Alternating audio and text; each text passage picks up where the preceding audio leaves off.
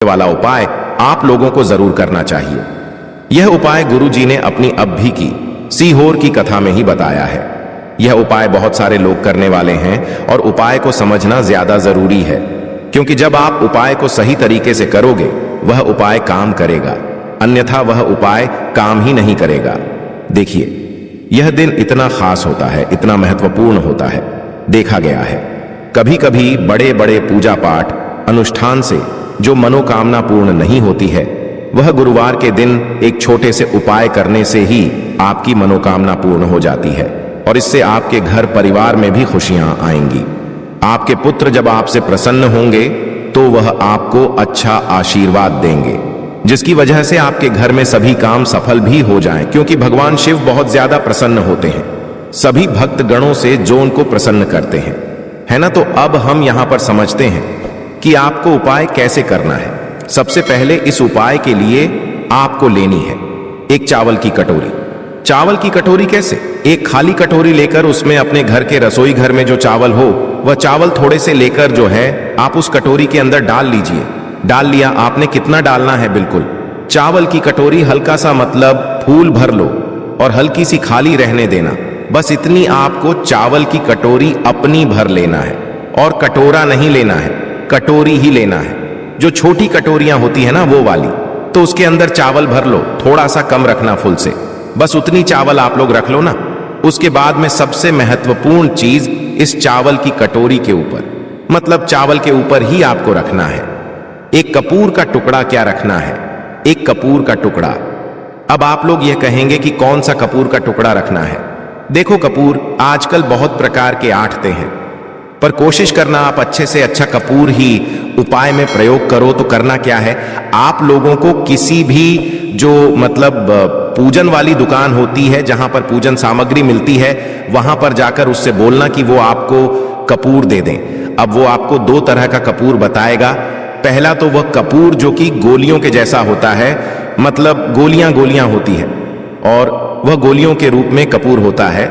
और दूसरा वह बताएगा जिसमें एक लंबी सी जो है डिल्मा होता है, या लंबा सा जो है एक कपूर का टुकड़ा जैसा होता है, मतलब बड़े बड़े टुकड़े जैसे होते हैं। ये दूसरा वो आपको कपूर बताएगा। तो इसमें से आपको कौन सा कपूर लेना है, आपकी जो मर्जी हो, आप वह वाला कपूर ले सकते हो।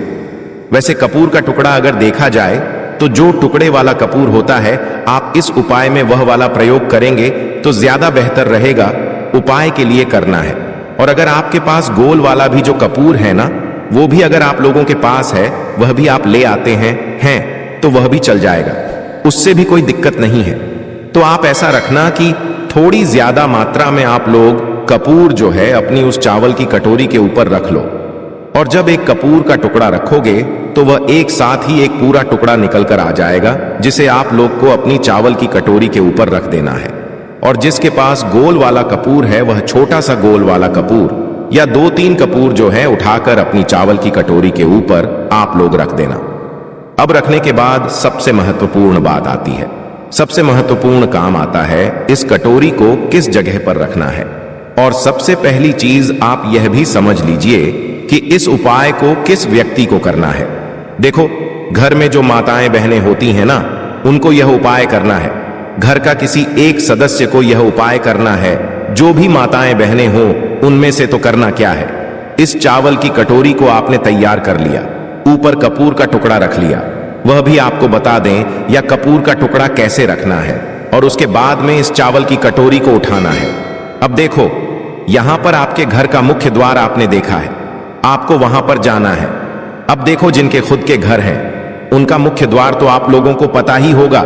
एक मेन द्वार होता है, एक मेन गेट होता है, वहां पर लेकर जाएंगे। पर जो लोग किराए के घर में रहते हैं या जो लोग मल्टी जिन्हें रहते हैं, उनके लिए क्या उनका मुख्य द्वार कौन सा होगा और उन्हें इस चावल की कटोरी को लेकर कहां पर जाना है? तो देखो, जिनके खुद के घर हैं उनको तो कोई दिक्कत नहीं, उनका एक मेन गेट अलग ही होता है।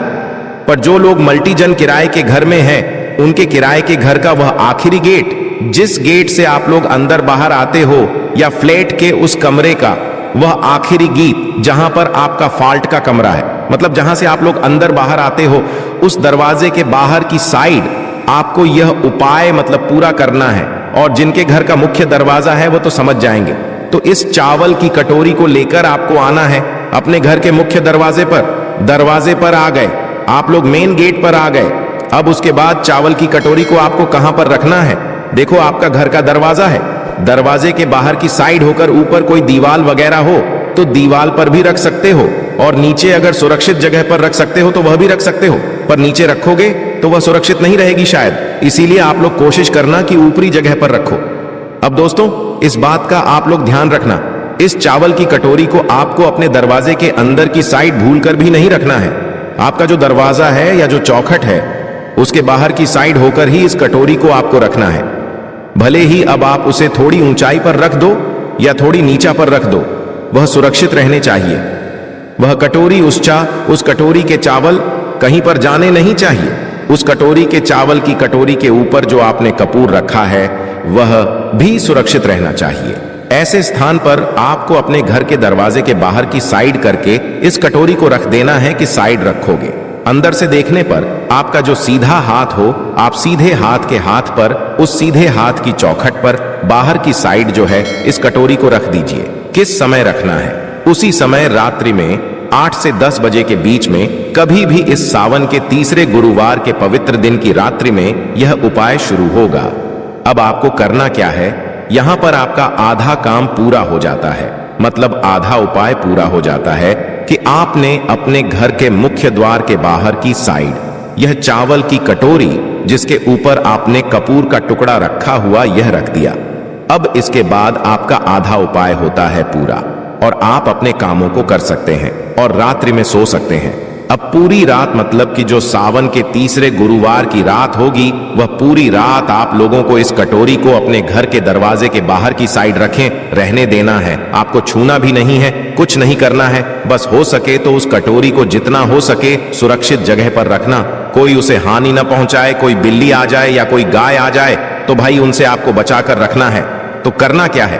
पूरी रात आप इसे रखे रहने दो और इस उपाय को पूरा आप लोगों को करना है। सुबह के समय प्रातःकाल सुबह देखो सावन के तीसरे गुरुवार के दिन ये उपाय शुरू होगा और अगले दिन शुक्रवार लग जाएंगे, तो उस दिन प्रातःकाल सुबह जिस दिन सावन के तीसरे गुरुवार दिन होगा तो सुबह आपको क्या करना है कि सबसे पहले तो स्नान करना है।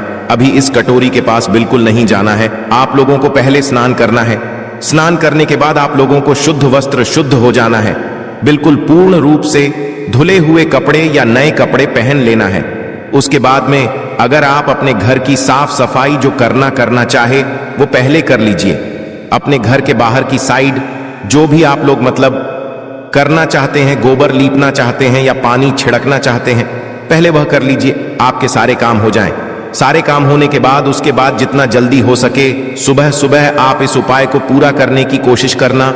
जैसे कि 10 बजे तक भी करोगे तो भी चल जाएगा, तो आपके सारे काम हो गए। अब सारे काम होने के बाद आप अपने घर से, रसोई घर से एक माचिस का मतलब वो उठा लेना, एक माचिस उठा लेना। उस माचिस को लेकर अब आप आना इस उपाय को पूरा करने के लिए। उस मार्जिन को लेकर आप आज जाइए अपनी इस कटोरी के पास में जहां पर आप मुख्य द्वार के बाहर की साइड इस कटोरी को रखा हुआ है। और करना क्या है? देखिए इस चावल की कटोरी के ऊपर आपने रखा हुआ था एक कपूर का टुकड़ा रखा हुआ था, एक कपूर का टुकड़ा।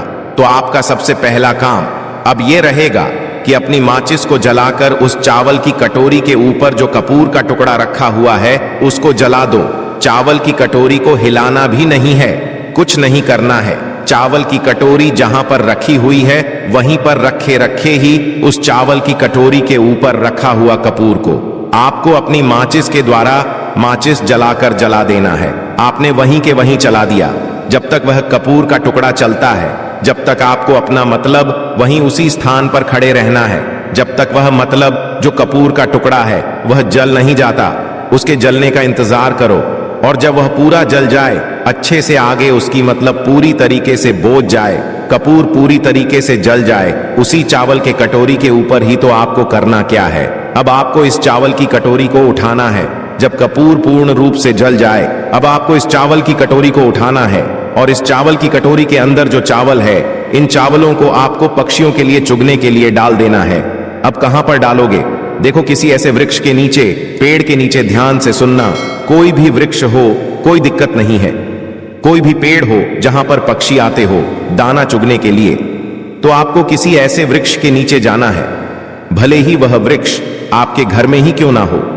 अगर आपके घर में ही पशु मतलब जो पक्षी होते हैं, जो वो आते हैं, सिर्फ पक्षी की कह रहे हैं, जो चिड़ियाओं वगैरह होती है वो आती है दाना चुगने के लिए, तो आप ऐसे वृक्ष के नीचे जाकर इस चावल के दानों को आप वहां पर पूरे में फैला दीजिए, मतलब डाल दीजिए। इस चावल की कटोरी के पूरे चावल को पेड़ के नीचे डालना है, मतलब पेड़ की छांव में डालना है।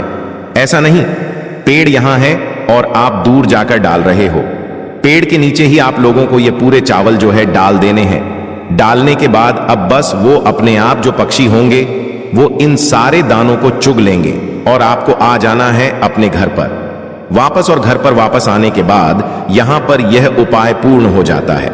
ध्यान दीजिएगा कि यह चावल की कटोरी के जो चावल हैं, इन चावलों को पशु ने मतलब जो पक्षी होते हैं उनको